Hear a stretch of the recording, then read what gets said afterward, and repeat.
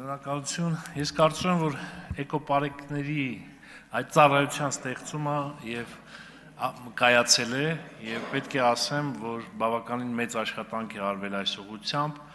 թեև այդ մասին այդքան էլ շատ լուսաբանում չի եղել, ինչպես ստեղծվեց այդ ծառայությունը, բայց այսօր մենք տեսնում ենք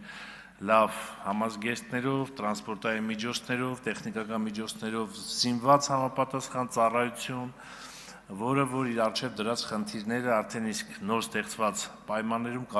կարողանում է իրականացնել։ Տիկին Խամոյան, ես համաձայն չեմ այն ձեր տեսակետի հետ, շատ հետաքրքիր, որ ասում եք դե պարեկները բռնվել են 18 կիլո մարիխուանա տեսակի թմրանյութ տեղափոխելիս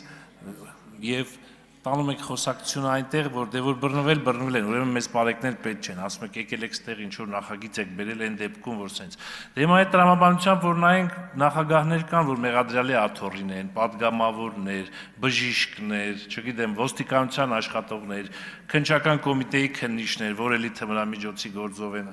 շատ է եղել դեպքեր, երբ դատապարտվել են։ Հիմա այդ տրամաբանությամբ որ նայում ենք, ուրեմն պետք է սաղ ծառայությունները փակենք, դե մեջը հանցագործ կա։ Դատավորներ, դե ուրեմն մեզ դատարան պետք չի, որովհետև դատավոր կա հանցագործություն է կատարել։ Իհարկե, սա ես չգիտեմ ինչ տրամաբանությունից ելնելով եք այդ ամեն ինչը ասում եւ հարցադրումներ ուղղում պարոն Մեյմարյանին, ձգտում եք ինչպիսի կարծիք ստեղծել հանրության մեջ էկոպարեկների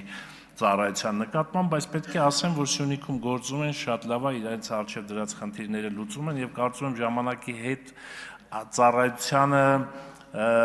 լիազորությունները պետք է ավելի ավելացվեն։ Ես տեսնում եմ, որ իրենք կարող են նոր լիազորություններ իրականացնել եւ վստահ եմ, որ այդպես է լինելու է։ Շնորհակալություն։